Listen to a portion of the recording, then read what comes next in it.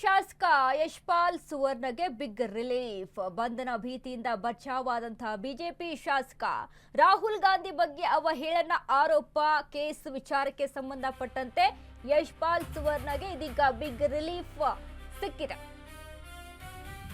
ಉಡುಪಿ ಶಾಸಕ ಯಶ್ಪಾಲ್ ಸುವರ್ಣ ಸದ್ಯಕ್ಕೆ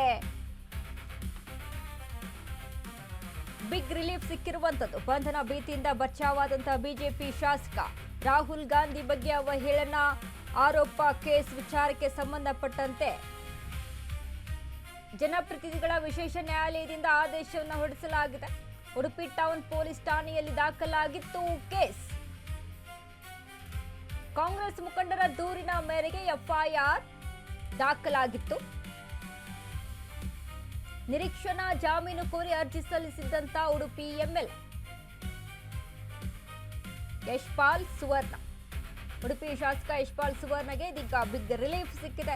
ನಿರೀಕ್ಷಣಾ ಜಾಮೀನು ಕೋರಿ ಅರ್ಜಿಯನ್ನು ಸಲ್ಲಿಸಿದ್ದಂತ ಉಡುಪಿ ಎಂಎಲ್ಎ ಕಾಂಗ್ರೆಸ್ ಮುಖಂಡರ ದೂರಿನ ಮೇರೆಗೆ ಎಫ್ಐಆರ್ ದಾಖಲಾಗಿತ್ತು.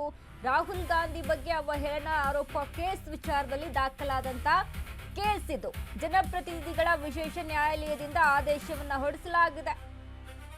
ನಿರೀಕ್ಷಣಾ ಜಾಮೀನು ಕೋರಿ ಅರ್ಜಿಯನ್ನು ಸಲ್ಲಿಸಿದ್ರು. ಇದೀಗ ವಿಶೇಷ ನ್ಯಾಯಾಲಯ ಆದೇಶವನ್ನ ಹೊರಡಿಸಿದೆ. ಯಶ್ಪಾಲ್ ಸುವರ್ಣಗೆ ಬಿಗ್ ರಿಲೀಫ್ ಸಿಕ್ಕಿದೆ.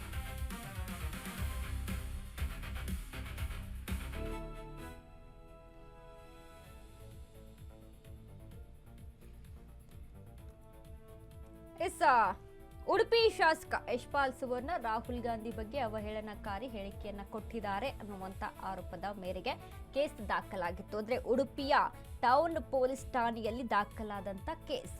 ಸೊ ಹೀಗಾಗಿ ಈ ಕೇಸ್ ವಿಚಾರಕ್ಕೆ ಸಂಬಂಧಪಟ್ಟಂತೆ ಇದೀಗ ಯಶ್ಪಾಲ್ ಸುವರ್ಣಗೆ ಬಿಗ್ ರಿಲೀಫ್ ಕೂಡ ಸಿಕ್ಕಿದೆ.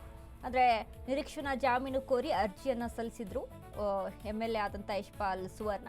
ಸೊ ಇದೀಗ ಕೋರ್ಟ್ ಕೂಡ ಆದೇಶವನ್ನ ಹೊರಡಿಸಿದೆ. ಬಿಗ್ ರಿಲೀಫ್ ಸಿಕ್ಕಿದೆ. ಅಂದ್ರೆ ಈಗಾಗಲೇ ರಾಜ್ಯದಲ್ಲಿ ಇದೇ ಸರ್ಕಾರ ಒಂದು ರೂಲ್ಸ್ ಅನ್ನ ಜಾರಿ ಮಾಡಿತ್ತು, ನಿಯಮವನ್ನ ಜಾರಿಗೆ ತಂದಿತ್ತು. ಏನು ಅಂತ ಅಂದ್ರೆ ಯಾರ ಬಗ್ಗೆನೂ ಕೂಡ ಅವಹೇಳನಕಾರಿ ಹೇಳಿಕೆಯನ್ನ ಕೊಡುವಂತಿಲ್ಲ, ದ್ವೇಷ ಭಾಷಣ ಮಾಡುವಂತಿಲ್ಲ, ಈ ರೀತಿಯಾಗಿ ಒಂದಿಷ್ಟು ರೂಲ್ಸ್ ಗಳನ್ನ ಜಾರಿಗೆ ತಗೊಂಡ್ಕೊಂಡು ಬಂದಿತ್ತು, ಯೋಜನೆಗಳನ್ನ ಕೂಡ ಹಾಕೊಂಡಿತ್ತು. ಬಟ್ ಇದಕ್ಕೆ ಯಶ್ಪಾಲ್ ಸುವರ್ಣ ಕೂಡ ರಾಹುಲ್ ಗಾಂಧಿಯ ಬಗ್ಗೆ ಕೊಟ್ಟಂತ ಅವಹೇಳನಕಾರಿ ಹೇಳಿಕೆ ಇಲ್ಲಿ ಸಾಕಷ್ಟು ಚರ್ಚೆ ಆಗ್ತಾ ಇತ್ತು. ಈ ಒಂದು ಹೇಳಿಕೆಯ ಮೇರೆಗೆ ಕಾಂಗ್ರೆಸ್ನ ಮುಖಂಡರು ದೂರನ್ನ ದಾಖಲಿಸಿದ್ರು. ಉಡುಪಿ ಟೌನ್ ಪೊಲೀಸ್ ಠಾಣೆಯಲ್ಲಿ ದೂರು ದಾಖಲಾಗಿತ್ತು. ಸೊ ಈಗ ಆ ಒಂದು ಹಿನ್ನೆಲೆಯಲ್ಲಿ ಉಡುಪಿಯ ಎಂಎಲ್ಎಗೆ ನಿರೀಕ್ಷಣಾ ಜಾಮೀನು ಮಂಜೂರು ಆಗಿದೆ.